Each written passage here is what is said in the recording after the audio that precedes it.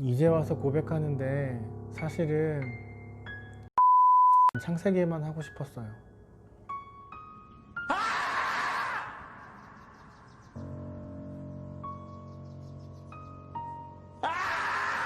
그런데 창세기가 끝나갈 때쯤 여러 엄마들과 친구들이 출애굽기는 안 해주세요 라는 이야기를 했는데, 그게 자꾸 마음에 걸려서 기도하고 고민하다가 우리 친구들을 위해서라면 출애굽기 할 수 있지, 이런 마음을 먹게 되었어요. 그래서 오늘부터 우리는 출애굽기에 대해서 배우게 될 건데, 바로 1장을 배우기보다 출애굽기는 어떤 책이고 어떤 내용인지를 먼저 살펴보면 좋겠다라는 생각을 해서 이렇게 출애굽기를 먼저 알아보기라는 시간을 갖게 되었어요.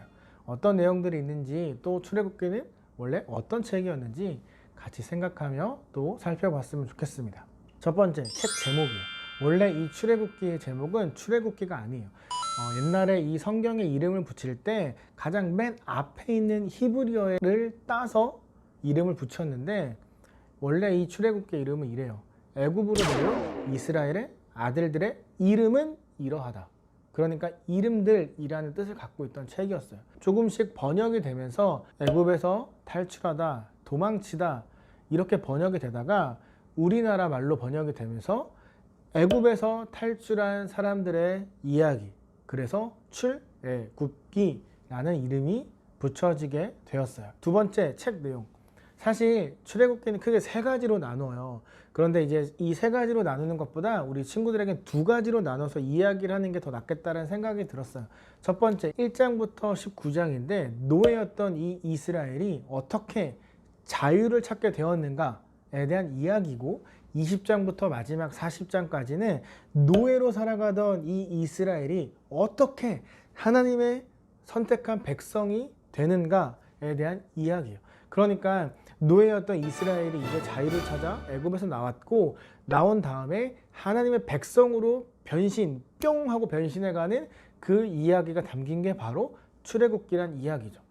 그런데 이 출애굽기에서 우리가 읽을 때 애굽에서 도망쳤구나, 여기에만 집중하면 안 돼요. 이것보다 더 중요한 건 예배할 수 없고 하나님 앞에 기도할 수 없었던 이 이스라엘이 이젠 자유를 찾아서 마음껏 하나님을 찬양하고 예배할 수 있게 되었다. 그런 자유를 갖게 되었다.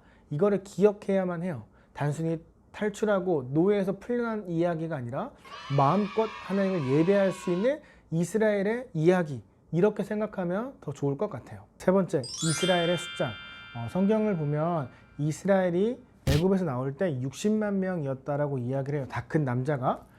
그런데 이제 이걸 여자, 어린아이, 할아버지, 할머니 따지면 한 200만 명이 된다라고 이야기를 하는데, 200만 명은 진짜 엄청 많은 거예요. 60만도 그렇고. 왜냐하면 지금 그 땅에 5만 명의 사람만 살거든요.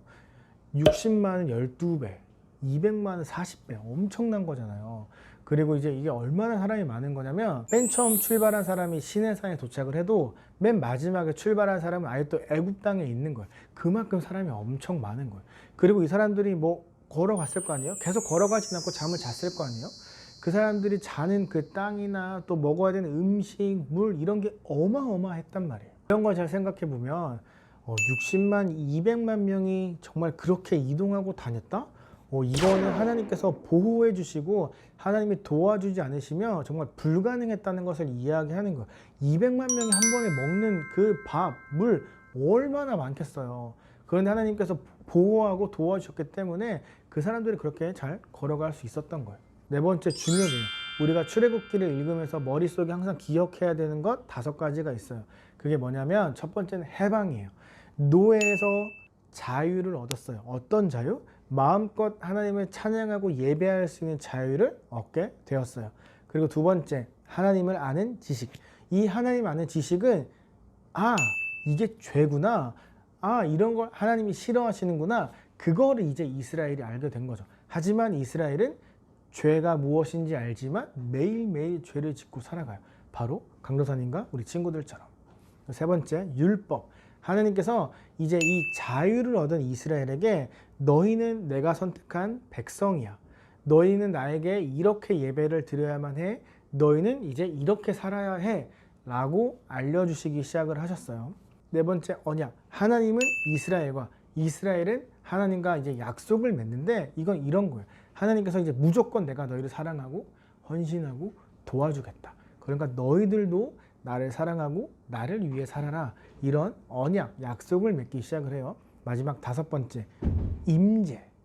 하나님께서 이제 이스라엘과 함께 한다는 걸 이스라엘 사람들의 눈으로 볼 수 있게 된 거죠. 나중에 배우겠지만 성막이라는 것을 만들게 돼요. 이거는 하나님을 직접 만날 수 있는 장소예요.